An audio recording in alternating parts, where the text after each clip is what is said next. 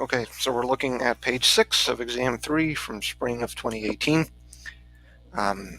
This is a question where we're asked to predict the mechanism for the given reaction, and we have some information up here that we need to look at first. So it says we're given a catalytic amount of sulfuric acid. So what does that mean? Well, that's telling us that sulfuric acid is a catalyst, and remember what that's kind of telling us is that, when we have a catalyst and it's an acid, usually that's kind of the clues to say that, hey, we're going to use the acid first. Okay. Alcohol is our solvent. What does it mean to be a solvent? It means it's there in the greatest concentration, right? It's there to shuttle around protons or other atoms, right? We say we don't have any water around, okay, so no water around, so only our alcohol is going to be shuttling our atoms around in this case. And it says, okay, predict the mechanism. Okay, so let's think a little bit about what's going on here, right? We said that sulfuric acid is our catalyst, right? We know that if we have an acid, we typically make it act like an acid, and we know that alcohol is our solvent. Now, what is sulfuric acid? Right? Well, sulfuric acid is one of our 6 strong acids, right? It is an extremely strong acid. That means it's going to act like an acid. And we know that if we put sulfuric acid into water, it's going to dissociate. It's right. It's going to dissociate and turn into H3O+. So water in that case is the solvent. So what do you think is going to happen if we put sulfuric acid into ethanol? Well, right, ethanol right here, right?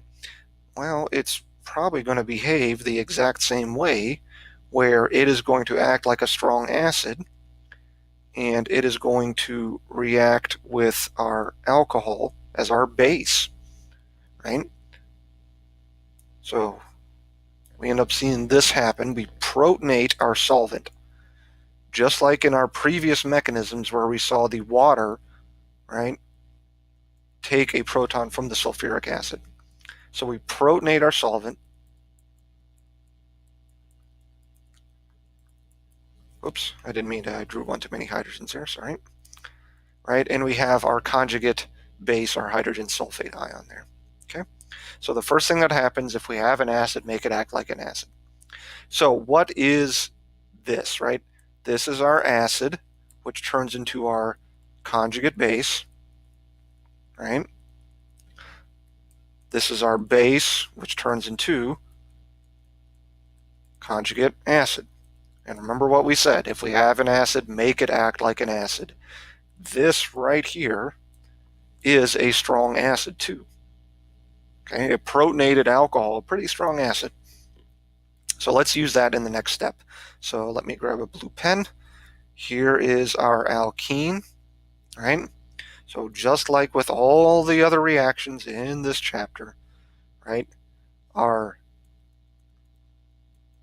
alkene is going to be on the hunt for something that's positive, right?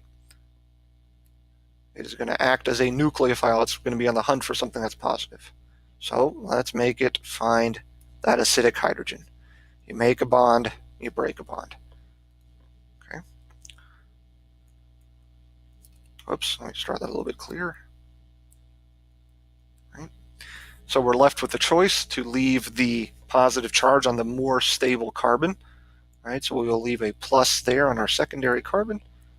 Right.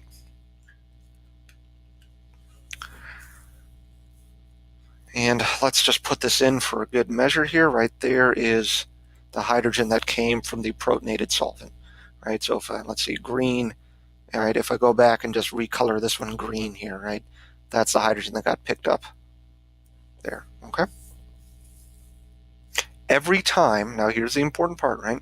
Every time we generate a carbocation, you got to look around for shifts, right? Rearrangements. Let's get black here, right? If you look right next door here, we have a quaternary carbon. That's kind of a clue that if we see a carbocation next to a quaternary carbon, right, there's going to be an alkyl shift or the potential for it. So let's shift aroni. Okay. So we will do an alkyl shift.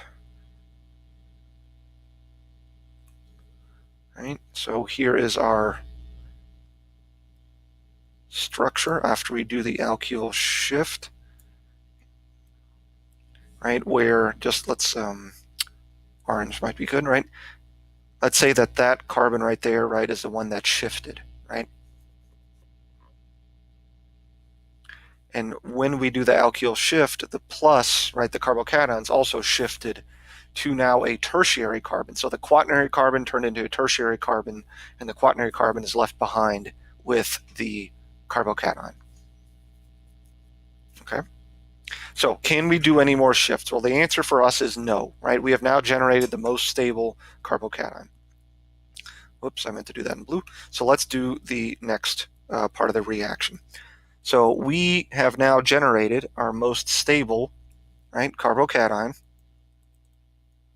Now we bring in another nucleophile, right? In this case, we have a bunch of solvent around, so the solvent's going to be doing the work here, right? It'll come in, hit that positive charge, right? So let's draw our product down here. In red, there's a bond to the oxygen in blue, right? There's a red oxygen in blue. And that has a positive charge on it, okay? So we have a protonated oxygen, right? That's a common intermediate. So we're going to bring in some more solvent to help out. So this is going to come in, make a bond, break a bond.